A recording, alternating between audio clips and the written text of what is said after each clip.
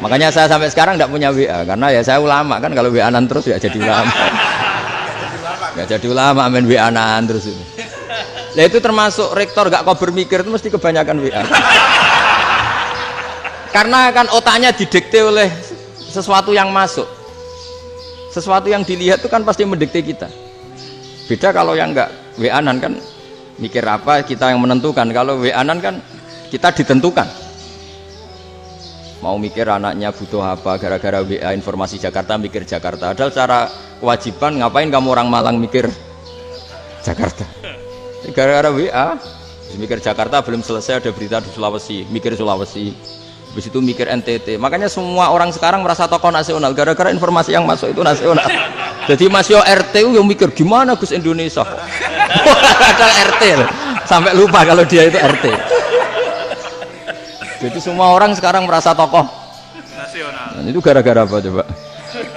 Akhirnya semua orang juga punya ide tentang nasional. Harusnya negara itu gini-gini. Jebule wonge sing duwe ikon itu sapa? RT. Ribet kan? Saya teruskan, setelah naskah itu sampai ke Kiai Fakih Mas Kumambang. Beliau itu marah besar. Ini harus dilawan dan saya bukan karena benci Mbah Hasyim. Beliau teman saya ketika ngaji Kiai Mahfud di Mekah. Jadi Mbah Fakih dan Kiai Hasyim itu teman ketika ngaji di Mekah. Secara ngelawan tuh lucu. Lucu. Gak ilmiah tapi gak ilmiah wong alim tetap ilmiah. Di mana-mana serupa itu tidak sama. Ya kalau mungkin zaman Nabi di Madinah itu zaman itu kentong itu identik dengan milik Nasrani. Di Indonesia beda. Pos kampling ya kentong, kebakaran ya kentong, wae sarapan orang di LP ya pakai kentong. Jadi tidak ada jaminan kalau kentongan itu identik dengan Nasrani. Lalu haramnya di mana? Yang di mana-mana tasabuh itu identik. Ini tidak identik.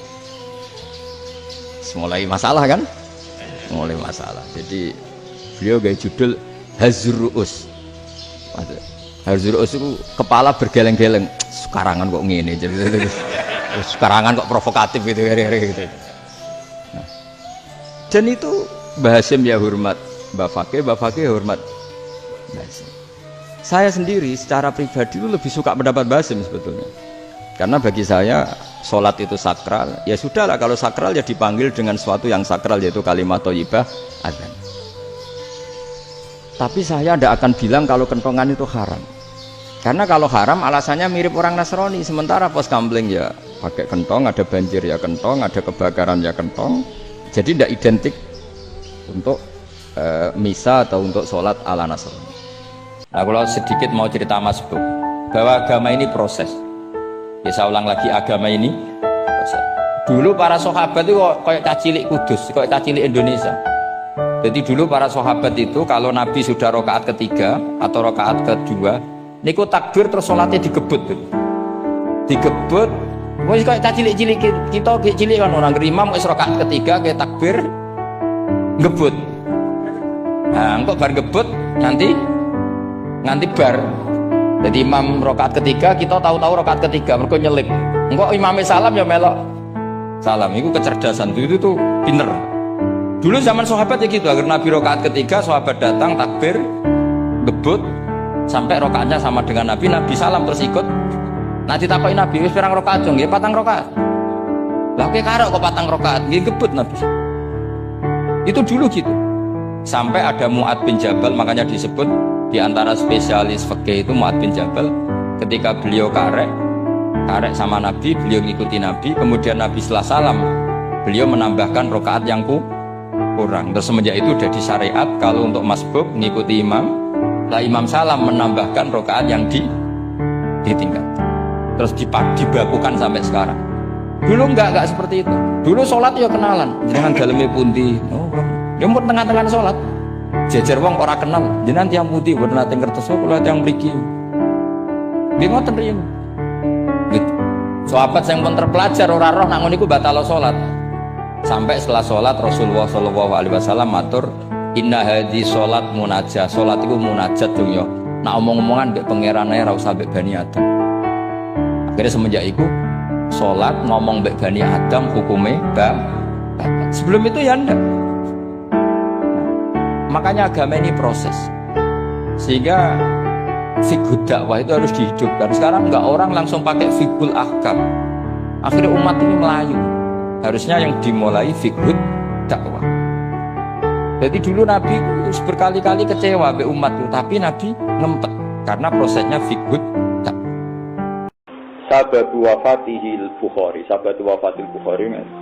Beliau itu seorang penulis hadis paling diakui seluruh dunia di era itu. Karena sudah diuji sekian ulama. Beliau lama hidup di Medina, di Yaman, di Irak, di mana-mana. Ketika beliau pulang ke sekarang jadi Uzbek ya, kalau sekarang jadi apa? Uzbekistan. Dulu namanya itu kita Khortanka itu Khortanak itu ya nama-nama Soviet. Penguasa di situ seorang raja Muslim, ngongkon utusan. Ini uhibbu an asma al-jami' as-sahih minka. Saya itu ingin dengar hadis sahih dari Anda. Silahkan, saya mohon Anda datang ke istana saya. Diundang di istana. Imam Bukhari wongnya kotok. Ini kan wong alim kotok. Bilang ke utusannya itu, inni la uhibbu an udhillal ilma wala ahlah. Saya itu paling enggak suka kalau menghinakan ilmu saya. Apalagi ini ilmunya Rasulullah. Kalau dia mau datang, mau ngaji, datang ke sini. Rajanya tersinggung, tidak mau. Imam Bukhari tersinggung. Akhirnya dua orang ini hubungannya buruk sekali. Sama-sama apa? Sama-sama tersinggung. Bagaimana mungkin hanya karena dia seorang presiden, seorang khalifah memanggil saya? Itu melecehkan terhadap ilmu. Kalau dia mau datang. Hasil hubungannya Imam Bukhari itu buruk karena dia raja, instruksi semua yang diberi Imam Bukhari. Imam Bukhari di Uzbek diimbargo sama cara niki PNS, cara saniki PNS. Habis Imam Bukhari. So, Imam Bukhari wali ya tenang mau. Akhirnya beliau sering tenggelam terus kondo muridnya nih. Jadi beliau punya murid yang sering derekno yang nyiapno unta apa kuda. Ada wali di situ yang mimpi ketemu Rasulullah, ditanya, ya Rasulullah kenapa Anda di gerbang Khortanka itu daerah Imam Bukhari? Ditanya, ya Rasulullah kenapa Anda di sini? Dari kanjeng Nabi, aku ngenteni Muhammad bin Ismail, aku ngenteni Imam Bukhari. Orang itu, Imam Bukhari ya lucu, lama ya lucu. Kepengen mati itu nak kosone kan. Jadi Imam Bukhari kamu dite cara dina ora elek dina Setu. Perkara ini badane itu Jumat. Jadi poso terakhir itu Jumat. Dia ini kepengen pasane sempurna, padahal gelem ra gelem kena apa? Tuh. Jadi akhirnya Imam Bukhari poso. Poso nganti entek Jumat. Nah, Jumat terus kamu dadi Imam Bukhari pas malam napa? Itu. Niku dinteni kanjeng Nabi. Kena adiknya milih Jumat berarti pasane ra tutup kok wodok barang repot gitu. Setelah Imam Bukhari itu unik. Aku mati tenan keren. Sing rawuh Rasulullah niku 2 hari atau 3 hari sebelumnya itu rawuh niku mimpi ketemu wali itu. Ya Rasulullah kenapa engkau di pintu gerbang kampung ini jadi nunggu imam sinten? Nunggu sinten imam napa? Saking nirakati njogo el. Ya dene kecewa, tapi ya dilek ora bikin gerakan perlawanan terhadap khalifah. Beliau mampu dengan pengaruhnya besar mampu. Tapi beliau dilek. Kalau Imam Malik kebenaran, nasibnya baik Imam Malik. Imam Malik itu sama. Harun ar-Rasyid itu seorang khalifah, dia senang ilmu. Kirim utusan ke Imam Malik supaya Imam Malik datang ngajar di istana, ngajar anak-anaknya. Imam Malik kotok nyurati. Innal ilma yu'ta la ya'ti. Ilmu disowani ora kok napa? Sowan. Nah, gelem ya rene. Datang Harun ar-Rasyid anak-anak ngaji Muwatta ke rumahnya Imam Malik. Akhirnya tidak banyak kasus karena khalifahnya cepat insaf. Sing aneh sampean ra khalifah ra apa ngundang wong. Wah iku luwe elek meneh. Sultan ora, presiden ora, khalifah ora. Kula sing teko. Iku ora ono jenenge, Pak. Ora ono jenenge. Di antara suratnya Imam Malik adalah ulai wong satu huruf saja itu melibatkan malaikat langit. Dikawal oleh 70.000 malaikat. Mau nurono ayat ghairu ulid dorori mau sak kalimat kok saiki ilmu apa ino di antang-antang ditekakno ning macam-macam nek pengen ngaji yo rene Jadi ceritanya niku Abdullah bin Umi Maktum. Niku seorang sahabat budak. Dia tidak pernah ikut perang karena budak. Terus Allah mengkritik orang yang duduk-duduk di rumah saja. Sementara Nabi dan para sahabat berjibaku perang lawan orang nopo kafir. Jadi soleh tok tapi gak aktif, gak melo jihad itu gak musuh. Ana ayat la yasawil qaiduna minal mu'minina. Karena guru doror itu sebab mujahiduna bisa bilillah bi amwalihim wa anfusihim. Wong sing duduk-duduk di rumah ra jihad. Iku ora ngarah sebanding derajate mbek wong sing melok perang ning medan perang. Karena guru doror ya. Terus Abdul bin Maktum protes. Pakai fabi ya Rasulullah waqad asobani hadat doror. Lalu saya bagaimana ya Allah? Ya Rasulullah, saya ini bukan tidak ikut karena tidak mau. Memang saya buta, tidak mungkin aku ikut. Nah aku ikut mau ngal-ngal wong tok. Lah perang terus nuntun wong ngalor gitu. Akhirnya Allah ngutus malaikat Jibril. Diutus mau nurono ayat sak kalimat. Orang nganti sak kalimat. Nggih sak. Apa wairu kulit doro. Jadi betapa muliane ilmu nglibatno Jibril, nglibatno 70 malaikat sing awal macam-macam. Lah kok saiki ilmu trimo enteng-enteng ditekakno sultan, ditekakno khalifah, ditekakno wong sugih. Acara iki ono riyen sumur kok dienteng-enteng. Ya ketele sing mara nggawa jupo. Ora kok sumure. Itu cara kuno. Saya berkali-kali ngomong di mana-mana. Apa artinya Menteri Pertanian kalau kita tidak nanam padi? Mbok pinternya kayak apa tetap nggak ada ketahanan pangan. Sekarang menjadi ketahanan pangan itu rumusnya menteri apa karena petani mau nanam padi? Itu hakikatnya membantu presiden dalam ketahanan pangan. Cuma petani lebih keren karena tidak butuh digaji. Kalau menteri ya keren tapi kurang keren karena masih dapat apa? Gaji. Akeh tunggale lah anak mikir untuk gaji. Nah petani ndak mikir nggak dapat gaji. Itu keren. Selalu rakyat lebih keren dibanding pejabatnya. Memang gitu aturannya begitu. Aturannya begitu. Kamu saja yang kurang syukur. Jadi rakyat tuh gremeng, enak jadi menteri. Ya sudah itu hak kamu. Tapi saya tidak berpikir seperti itu. Bapak saya itu orang hafal Quran, alim tapi lucu, senengannya guyon. Kalau ngajarkan saya tauhid, tasawuf itu gampang. Hak kamu punya tetangga, punya Innova. Terus kamu berpikir, kamu miskin berpikir. Itu pajaknya aja berapa? Kalau apa itu hanya sudah halus itu gantinya kayak apa? Kalau rusak kayak apa? Terus kata bapak, udah ikut punya kok mikir. Terus coba kamu nggak ikut punya Alphard.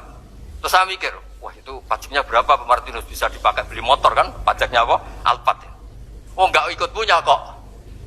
Nah. Dunia itu rawekmu, mau pikir lah apa sing duwe. Maksudnya itu, dunia itu milik Allah, apa kamu pikir itu milik yang punya gitu.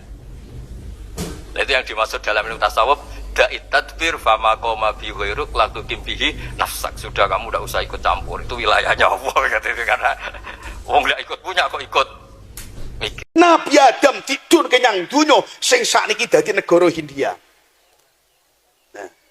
Ibu Hawa tidun kenyang dunya sing sakniki dadi negara Mesir. Bayangkan Mbah Lurah.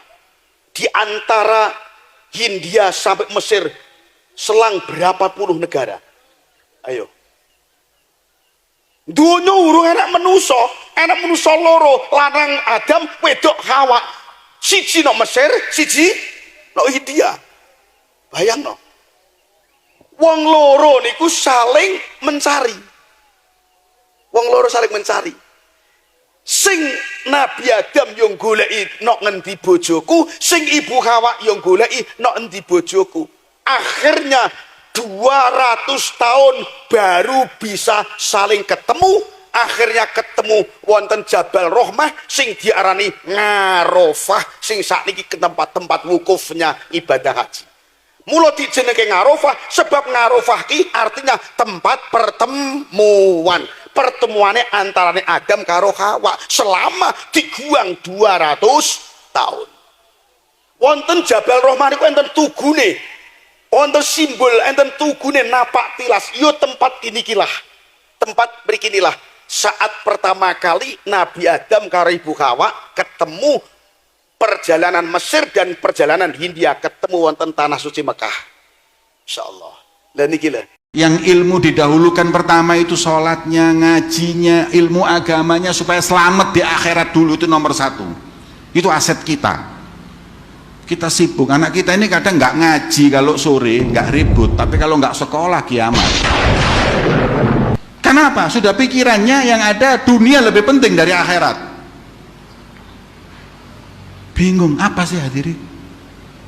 Anak kita ini mau jadi apa? Terserah, mau jadi pejabat monggo, mau jadi polisi monggo, mau jadi TNI nggak apa-apa, yang penting kuatkan ilmu agama. Setelah itu mau jadi apa aja terserah. Tapi kalau sudah itu tujuannya pertama, ada orang tua yang pengen anaknya yang penting jadi notaris. Setelah jadi notaris gak iso ngaji, terus mati dikirimi surat apa? Sertifikat ah? Yasin nggak hafal, terus mau dikirimi apa?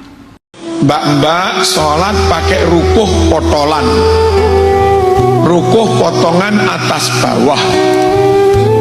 Kelemahan rukuh potongan atas bawah itu bagian penutup kepala. Halo mbak-mbak, kok gampang tolah-toleh. Bagian penutup kepala tidak dilengkapi wadah janggut. Beda dengan rukuh yang lawas panjang, itu yang bagian penutup kepala mesti dilengkapi wadai janggut, sehingga pakai rukuh yang jadul yang lawas plek, otomatis kene ketutupan.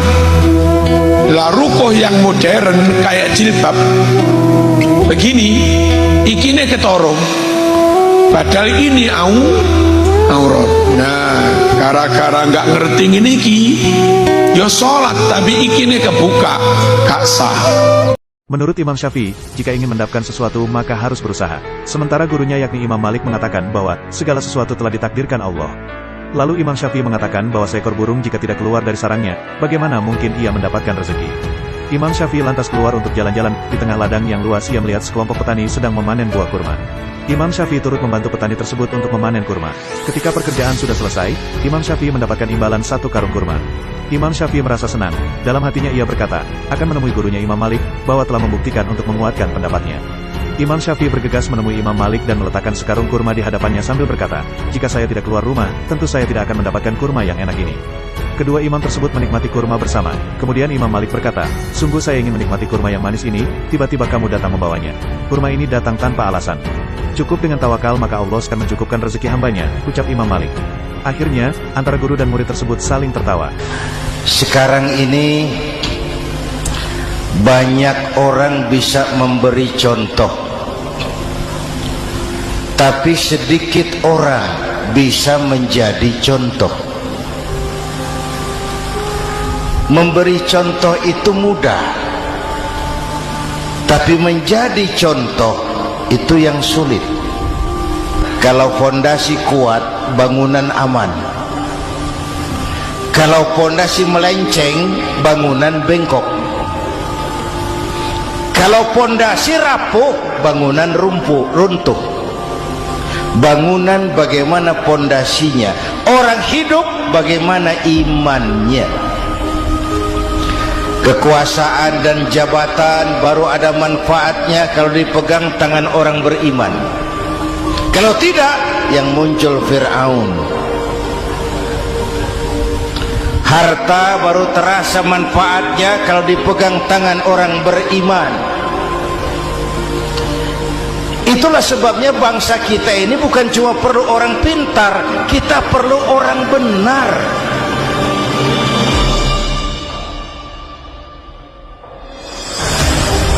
Bahkan di masyarakat lebih baik benar tidak terlalu pintar ketimbang pintar tapi tidak benar.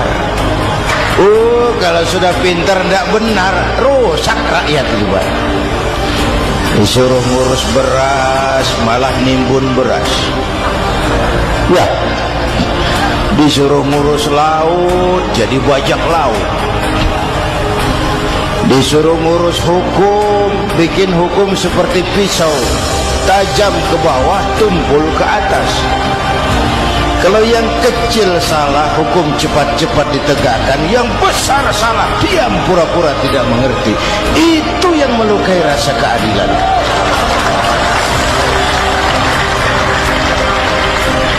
Mulai dari akhlak kepada Allah. Bagaimana cara berakhlak kepada Allah? Caranya dua. Pertama, jangan menyekutukannya dengan sesuatu pun. Yang kedua, jangan menyembah kecuali hanya kepadanya. Itu akhlak kepada Allah. Konsisten, disiplin. Saya bersaksi tiada Tuhan selain Allah, maka saya tidak akan menyembah kecuali hanya kepada Allah. Saya tidak akan takut kecuali hanya kepada Allah. Saya tidak akan minta tolong kecuali hanya kepada Allah. Saya tidak akan melarikan persoalan kecuali hanya kepada Allah. Saya bersaksi Nabi Muhammad utusan Allah, Nabi terakhir. Tidak ada Nabi sesudah Nabi Muhammad. Harga mati, titik. Disiplin. Hukumnya teletong itu najis. Tapi nak najis engkau jadi rabuk ning tanaman ini dipangan menuso, jadi gizi, jadi susu.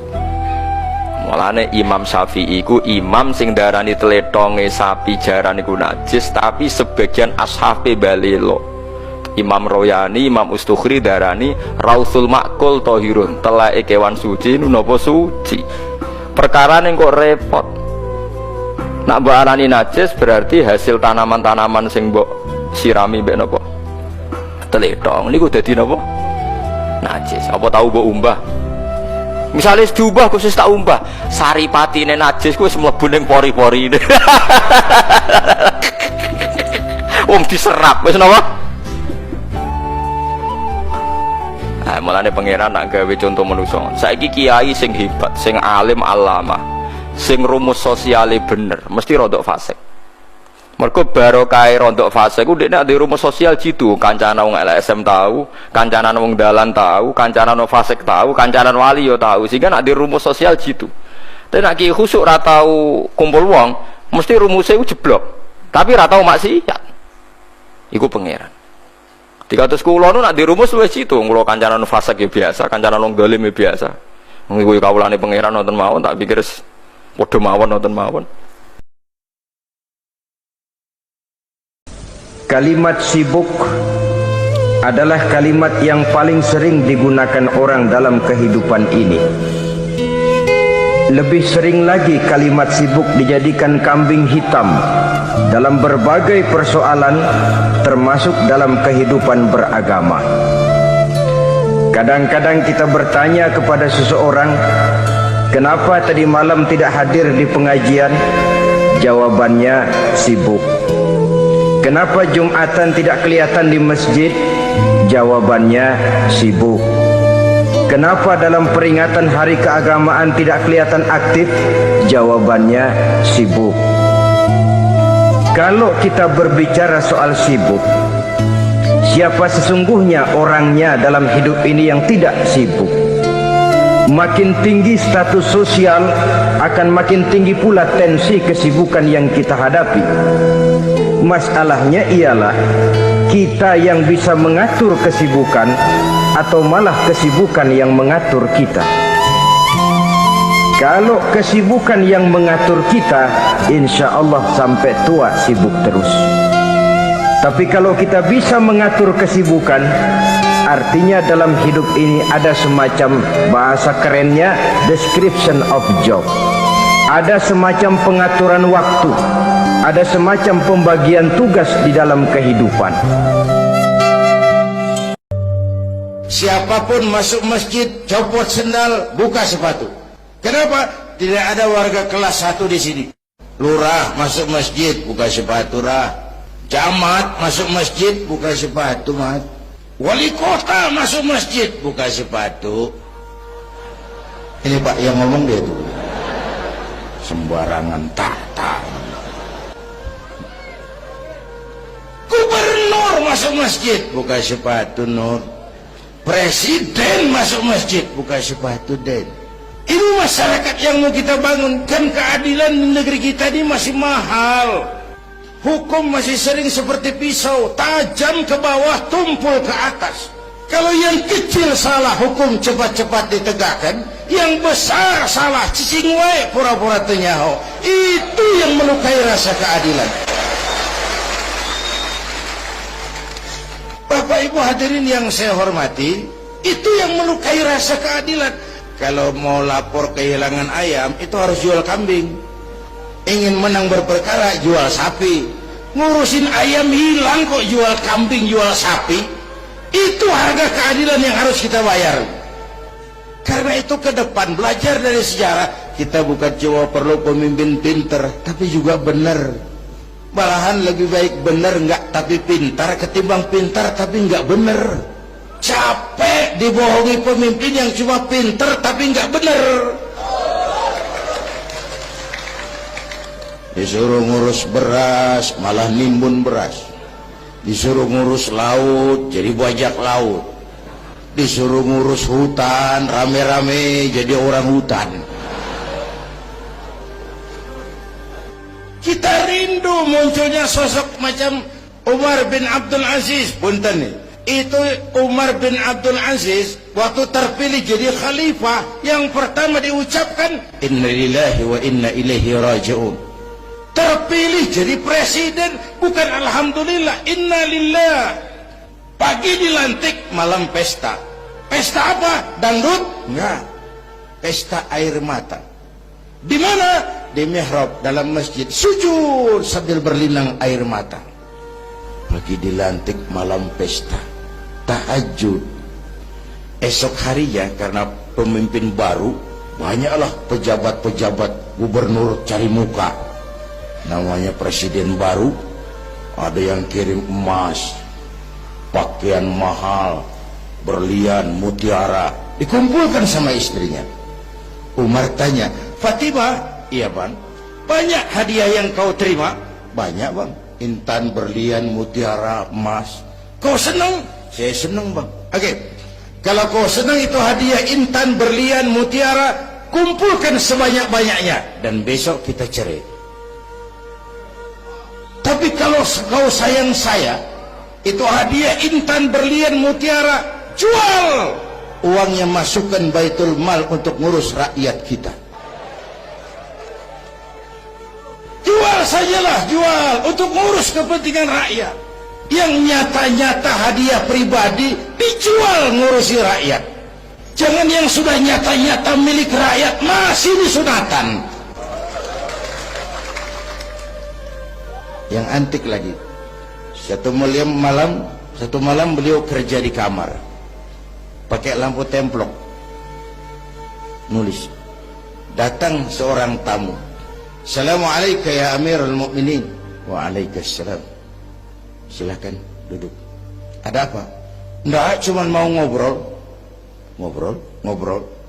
Urusan pribadi khalifah, kita kan teman lama. Oke, baik. Beliau berdiri, lampunya dipadamkan, ditiup, mati, gelap kamar. Ayo kita ngobrol. Tamunya heran, ya khalifah, iya, kita kan mau ngobrol, iya, kenapa lampu dimatiin? Begini mas, mau tamunya dari Jawa waktu itu, dengerin aja kenapa sih? Gini loh mas, tadi waktu sampean datang tuh, kan sampean lihat saya lagi kerja. Iya, saya kerja tadi ngurusi rakyat. Tentu, saya kan pakai lampu. Memang, lampunya kan pakai minyak. Pasti, minyaknya kan beli. Iyalah, belinya pakai uang. Tentu, uangnya uang rakyat. Kita mau ngobrol urusan pribadi, nggak usah pakai minyak rakyat mas. Ayo ngobrol sampai subuh ini. Kalau yang kecil saja orang sudah berhati-hati, apalagi menghadapi urusan yang jauh lebih besar ke depannya. Ada peringatan dari Rasul Sallallahu Alaihi Wasallam. Beliau bersabda, "Iza azzamat ummatid dunya wa fi riwayatin dinaron wa dirhaman nuzi'at minha haibatul Islam Wa iza turikatil amru bil ma'rufi wan nahyu 'anil munkari hurimat 'alaihim barakatul wahyi. Wa iza tasabat ummati saqatat min 'ainillah. 3 peringatan keras tapi yang merupakan gejala penyakit kita umat Islam diperingatkan oleh Nabi kita.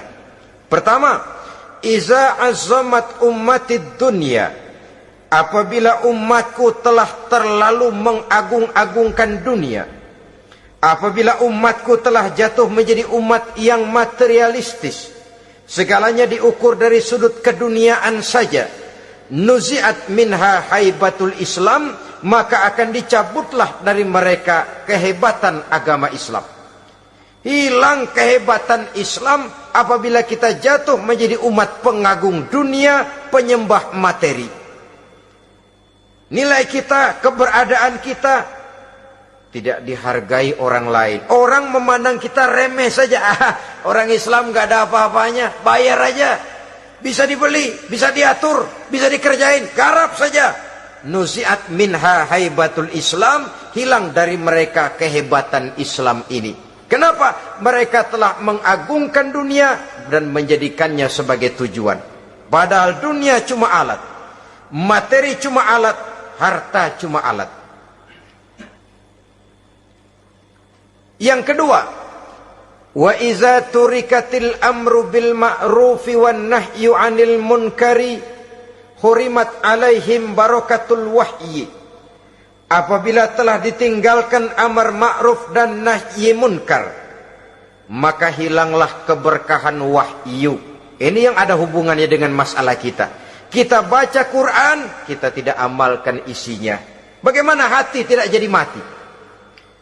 Amar ma'ruf dan nahi munkar ditinggalkan orang, hilang keberkahan wahyu. Pada saat itu boleh jadi Quran ada, tapi cuma tinggal tulisan saja. Islam ada, cuma tinggal sekedar nama saja. Diseminarkan, disemposiumkan, dimuktamarkan, tapi tidak dijabarkan dalam kehidupan sehari-hari. Apabila amar ma'ruf dan nahi munkar telah ditinggalkan orang, hilang keberkahan Quran. Akibatnya apa?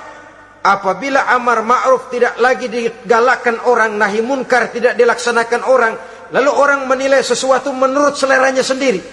Mana yang ma'ruf, mana yang munkar, tidak ada lagi patokan utama. Kalau baik kata otaknya, dia kerjakan. Tidak baik menurut otaknya, dia tinggalkan. Agamanya adalah otak, berhalanya adalah akal. Akhirnya umat kehilangan pedoman. Tidak lagi jelas mana batas yang ma'ruf, mana batas yang munkar.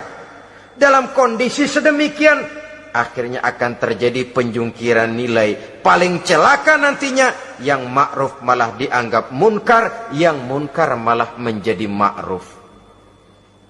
Peringatan ketiga dari Nabi, wa iza tasabat ummati saqatat min ainillah.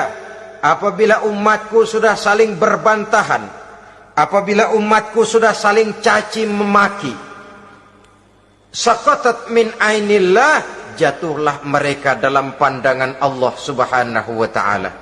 Hilang wibawa umat yang sudah saling mencaci maki, saling menjatuhkan, saling gasak, gesek, gosok. Justru agama menganjurkan kita ini saling asah, asih, asuh. Kadang yang kita praktekkan, kita ini saling gasak. Yang kedua, saling gesek.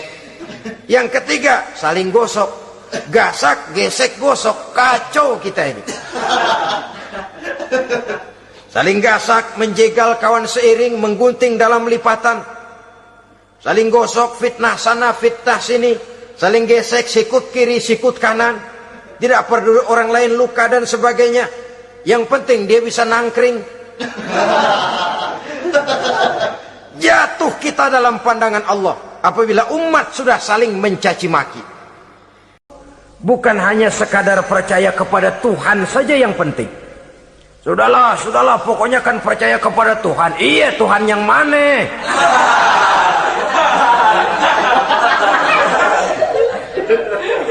Sebab kalau sekadar percaya kepada Tuhan, rasanya semua agama percaya kepada Tuhan. Begitulah orang Hindu percaya kepada Tuhan, tapi Tuhan menurut mereka Trimurti, Wisnu, Siwa, Brahma. Orang Buddha percaya kepada Tuhan, tapi Tuhan dalam pandangan mereka ada Tuhan kecil Hinayana, ada Tuhan besar Mahayana.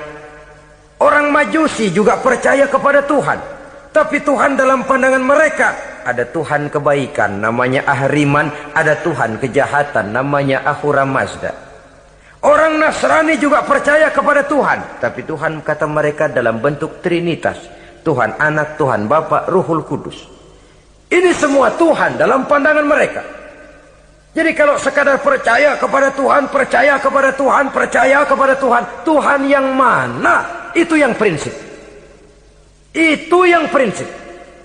Sebab salah kita dalam mempercayai Tuhan, kita akan terjebak ke dalam penyakit. Kalau tidak kufur, syirik. Dan dua-dua itu bapak moyangnya dosa.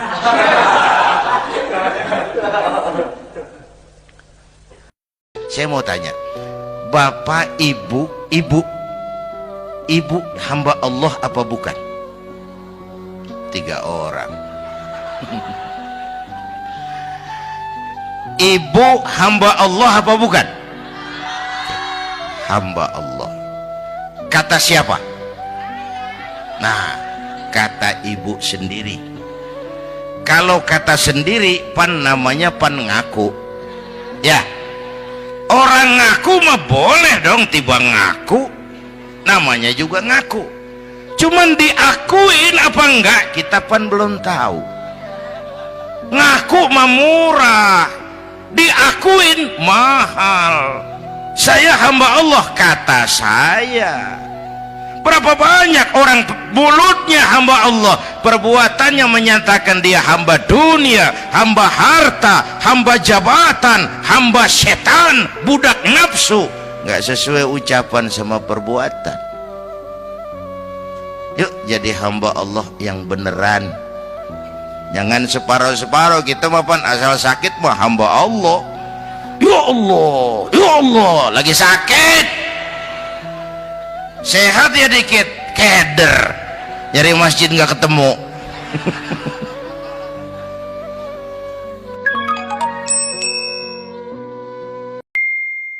Satu hari seorang sahabat bertanya kepada Rasulullah sallallahu alaihi wasallam, "Ya Rasul, kalau pada satu saat ajal merenggut Tuhan berlalu meninggalkan kami sekalian, kita berpisah untuk selamanya ya Rasul. Dalam kondisi semacam itu, azuhrul ardi khairul lana ambatniha. Mana yang lebih baik ya Rasul buat kami kalau sudah ditinggalkan oleh Tuhan? Permukaan bumi atau perut bumi yang lebih baik?" Ini pertanyaan dengan bahasa kinayah. Permukaan bumi maksudnya hidup. Perut bumi maksudnya mati. Orang kalau sudah masuk ke perut bumi kan habis. "Ya Rasul, kalau engkau sudah tidak ada meninggalkan kami semua, mana yang lebih baik buat kami, hidup atau mati?" Bukan main pertanyaan ini. Di satu sisi menggambarkan cintanya sahabat kepada Nabi, sehingga kalau tidak bisa mati bersamaan, biarlah mati beriring saja. Di lain pihak juga mencerminkan bingungnya sahabat kalau sudah ditinggalkan oleh Rasul. Atas pertanyaan ini apa jawab Rasul? "Kamu nggak usah khawatir. Walaupun aku sudah tidak ada, kembali ke hadratullah azza wa jalla, meninggalkan kamu semua, kamu tidak usah bingung. Dengan syarat, idza kana umaraukum khiyarukum wa amrukum syura bainakum wa aghniyaukum askhiyaukum fa zahrul ardi khairul lakum min batniha." Kalau saja para umara, kalau saja pemimpin-pemimpin kamu adalah orang-orang yang terbaik di antara kamu, dan seluruh persoalan yang kamu hadapi dapat kamu musyawarahkan dengan baik, lalu orang-orang kaya di antaramu adalah orang-orang yang dermawan, ketika itu walaupun aku sudah tidak ada, hidup lebih baik daripada mati. permukaan bumi lebih baik daripada perut bumi. Dengan catatan 3 tadi. Pemimpinmu orang yang terbaik di antara kamu. Segala persoalan kamu musyawarahkan. Dan orang kayamu orang dermawan. Walaupun aku tidak ada, hidup lebih baik daripada mati. Tapi sebaliknya kata Nabi, idza kana umara'ukum syirarukum. Kalau umara'mu, pemimpin-pemimpinmu adalah orang-orang yang terjahat di antara kamu. Wa amrukum ala nisaikum. Dan segala urusanmu sudah diatur oleh perempuan. Walaupun dia tidak naik di bidang eksekutif, tidak memegang kekuasaan, tapi kekuasaan bayangannya jauh lebih menentukan daripada kekuasaan yang sesungguhnya. Kalau perempuan sudah ikut campur mengaturmu, kemudian wa askhiyaukum bukhalaukum, orang-orang kaya di antaramu adalah orang-orang yang bakhil bin pelit alias kikir, maka ketika itu kata Nabi, fabatnul ardi khairul lakum min zahriha, perut bumi lebih baik daripada permukaan bumi. Apa yang bisa diharapkan dari pemimpin yang zalim, perempuan yang sok kuasa, dan orang-orang kaya yang bakhil dan pelit? Dalam kondisi semacam itu, bertemulah kita dengan yang bernama kiamat. Dan kalau sudah kiamat macam itu kata Nabi, perut bumi lebih baik daripada permukaan bumi. Maka yang kita perlukan sekarang adalah kerjasama antara ulama dengan umara. Ulama bukan umara, umara pun bukan ulama. Harus saling kerjasama dan jangan saling memperalat. Kerjasama menurut bidangnya masing-masing, menjadi yang terbaik di bidangnya. Jangan sudah jadi kiai karena ingin berpartisipasi aktif lalu pindah jadi pemborong jembatan. Tidak sadar akan profesinya. Dan orang lalu tidak bisa berkata, apaan kiai mubalik bisanya cuma ngomong saja. Sekarang kan zaman pembangunan perlu karya nyata. Mana ada ustadz kiai mubalik bikin irigasi, cuma pidato saja. Apa kemiskinan bisa diatasi dengan pidato? Ini juga orang tidak ngerti urusan. Wong Nabi saja ngajarin kok, iza wusidal amru ila ghairi ahlihi fantaziri sa'ah, yang kemudian diterjemahkan dalam manajemen modern, the right man on the right job. Bahwa persoalan harus diserahkan kepada orang yang memang ahlinya. Lah kalau kiai ngurus irigasi, apa nanti lurah mau ngajar fikih? Camatnya ngajar tafsir. Kacau jadinya. Makin ruwet jalur birokrasi, makin banyak orang meninggalkan profesi dan malah melaksanakan sesuatu yang bukan profesinya. Untuk memberesi keruwetan birokrasi termasuk diantaranya menanamkan kesadaran profesi yang menimbulkan kebanggaan, dan kebanggaan yang membuahkan tanggung jawab terhadap profesi itu. Sebab orang kalau sudah bekerja menurut profesinya, walaupun tidak kaya tapi hidupnya tenang. Kenapa? Karena panggilan jiwanya.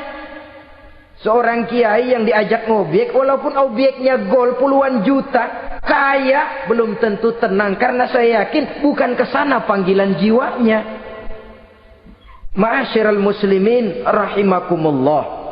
Itulah sebabnya kerjasama, ulama membangun lingkungannya, ulama membangun manusianya, umara membangun lingkungannya, sehingga terciptalah wujud daripada pembangunan manusia seutuhnya, ya zahirnya, ya batinnya. Seluruh kita berpartisipasi, hanya bidangnya saja yang berbeda-beda. Jangan yang satu merasa lebih berjasa dari yang lain. Jangan yang satu merasa lebih penting dari yang lain. Seluruh kita penting, seluruh kita berjasa, cuma bidang kita saja yang berbeda-beda.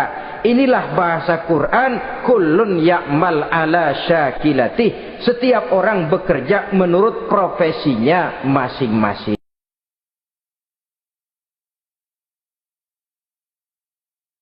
Kehidupan akhirat bukanlah dongeng dan takhayul, bukan khurafat dan hayalan. Kehidupan akhirat, hari kiamat adalah kebenaran dan kepastian. Dalam surah Al-Hajj ayat ke-7 Allah Subhanahu wa taala menyatakan wa anna as-sa'ata atiyatun la raiba fiha wa anna Allah yab'atsu man fil qubur, dan bahwasanya kiamat itu sesungguhnya adalah sesuatu yang pasti dan tidak ada keraguan-raguan lagi di dalamnya, dan bahwasanya Allah sungguh-sungguh akan membangkitkan manusia dari kuburnya masing-masing. Nah, kalau kita sudah yakin kiamat sesuatu yang pasti adanya, akhirat sesuatu yang pasti adanya, dari mana pembicaraan tentang kiamat ini kita mulai? Tentu dari diri kita. Marilah kita mencoba melihat proses perjalanan hidup ini sampai kita memasuki kiamat. Apa yang menyebabkan orang takut mati? Pertama, barangkali karena dia tidak tahu bagaimana kehidupan sesudah mati. Alam kubur gelap, alam akhirat gelap, sehingga dia bingung. Lantaran bingung lalu jadi takut. Yang kedua, boleh jadi oleh bayangan-bayangan dosa yang pernah dia kerjakan di dunia ini. Kerjanya cuma menumpuk dosa. Dia gembira, bahagia, tertawa di atas tumpukan dosanya, merasa segan berpisah dengan seluruh kehidupan ini, sehingga boleh jadi maut adalah sesuatu yang ditakutkannya benar dalam kehidupan. Tapi bagaimanapun takutnya, tidak ada tempat lari dari dia. Dalam ayat lain Allah jelaskan, Ainama takunu yudrikumul mautu walau kuntum fi burujim musayyadah. Di mana saja kamu berada, dalam benteng yang paling tangguh sekalipun, maut pasti akan datang. Dengan kemajuan ilmu dan teknologi, dunia telah dirubah oleh manusia seolah-olah dari sebuah daerah yang kosong menjadi kota-kota yang penuh dengan gedung-gedung pencakar langit. Apa yang bagi manusia yang hidup di masa lampau hanya ada dalam idealisme mereka, sekarang ini sudah bukan merupakan rahasia lagi. Orang telah bertandang ke bulan, dan mungkin dalam beberapa tahun yang akan datang mereka akan mendarat pula di planet-planet lainnya. Kekurangan tanah pertanian bisa diatasi dengan merubah gurun pasir yang gersang dan tandus menjadi areal pertanian yang subur. Hujan lokal dapat dibuat. Kekurangan air bisa diatasi dengan penyulingan air laut melalui proses kimiawi.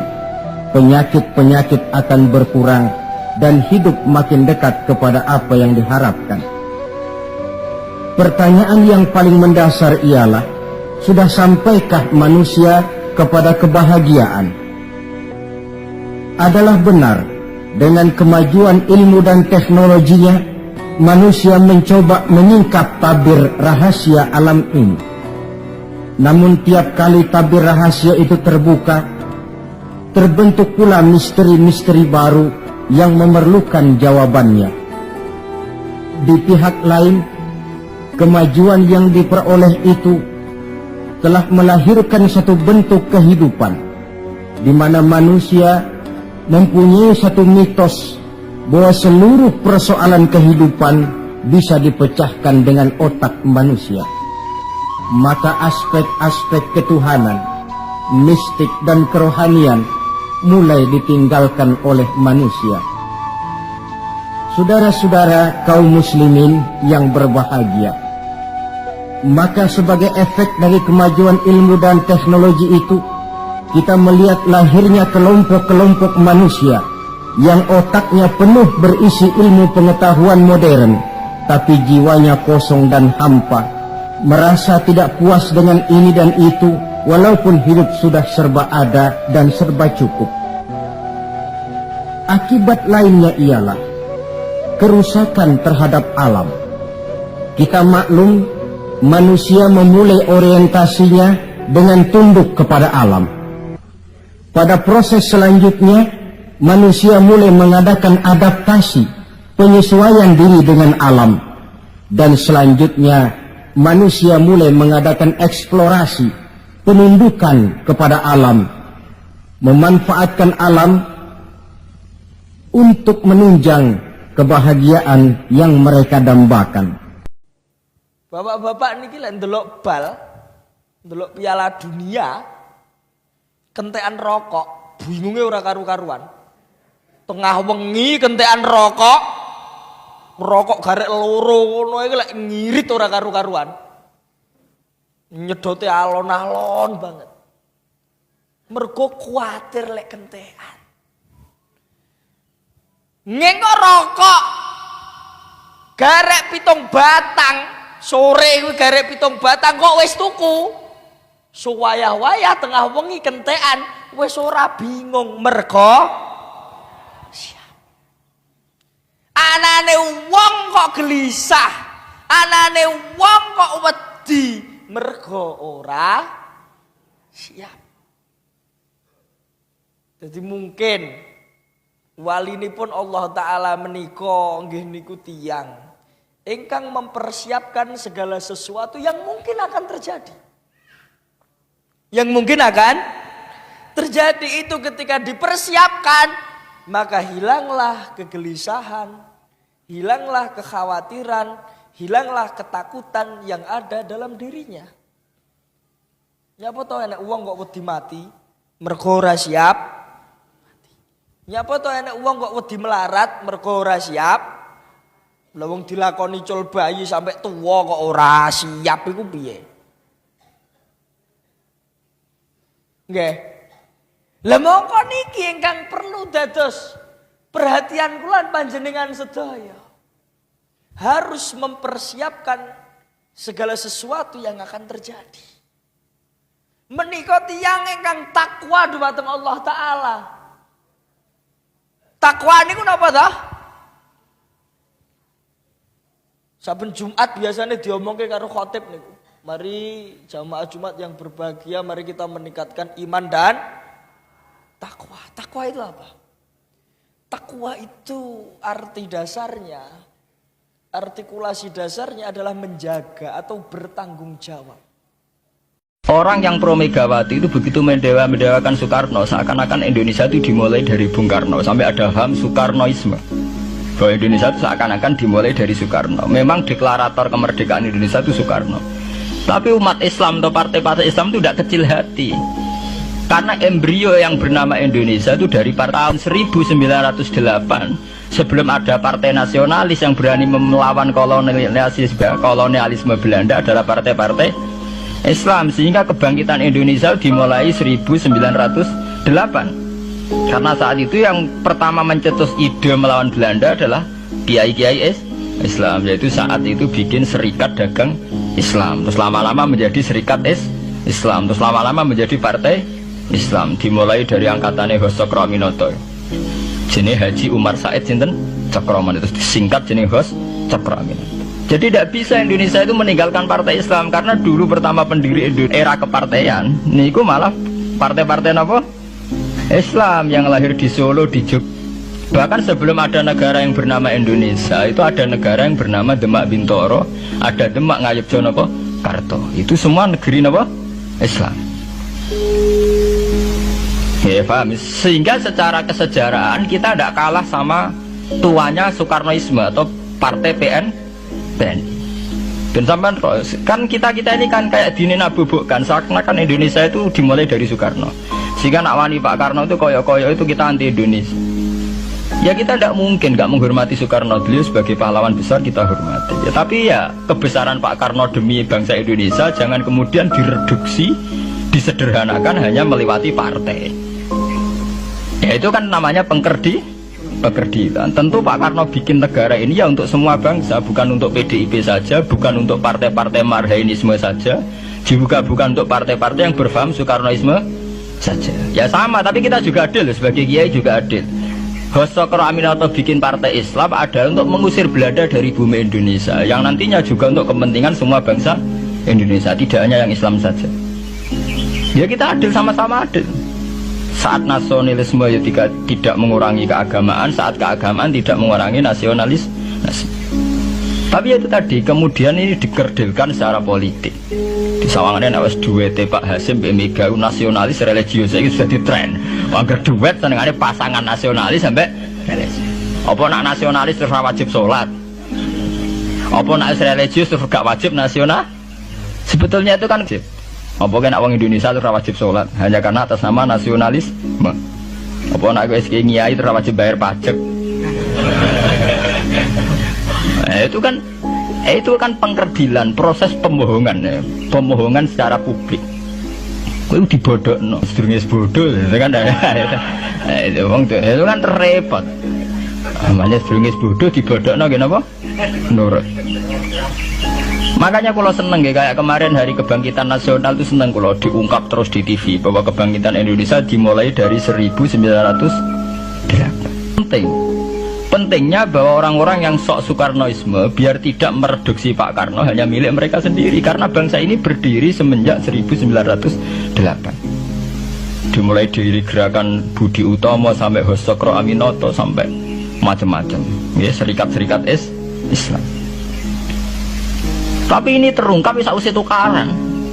Jadi sebetulnya Presiden Gus Dur jadi Presiden Yasa karena Basim Asari berjuang sebelum tahun 45. Megawati Yasa ya karena beliau berjuang lewat bapaknya, ya sama semuanya sah. Pak SBY juga sah karena keluarga militer. Apa meneh dekne mantune Sarwaedi sing ra roh sapa? Perjuangannya mertuane. Gak iso adol bapak ya adol mertuane. Pokoke sing dikena didol pokoke. Tapi artinya sama, kita secara sejarah itu sama. Kita sebagai santri juga tidak kalah sejarah. Karena berdirinya nasional udah lewat para kiai. Itu takokno sejarawan manapun kayak profesor siapa di UI, siapa saja profesor-profesor sejarah bilang bahwa awal kebangkitan Indonesia itu dari partai-partai Islam. Bahkan versi orang nasionalis sekalipun tuh bilang karena Islam adalah satu agama yang paling sensitif terhadap penjajahan. Karena Islam melahirkan satu paham jihad, bahwa ketika ada kolonial Belanda, wong Islam terinspirasi harus jihad. Sehingga lahir partai-partai Islam. Dulu yang dilawan itu perdagangan. Ini kalau cerita sejarah, santri-santri sadar. Jadi santri salaf dengan model sekarang sing ra roh duit, ra roh dagang itu sebetulnya mengkhianati pendiri santri. Lha boten niku lho fair, sing gak seneng dagang, gak seneng mergawe itu mengkhianati pendiri pesantren. Sampai lihat sejarah, tahun 1908 itu namanya tidak SI, tidak Serikat Islam, tapi Serikat Dagang Islam.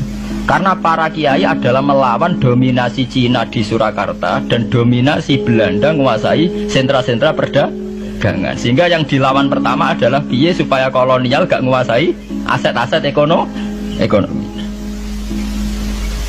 Sama takono sejarah, cek versi kiai, cek versi buku, asal gak versi klenek. Itu pertama yang dilawan para ulama adalah penguasaan aset ekonomi oleh Cina dan Belanda, sehingga mereka bikin serikat dagang.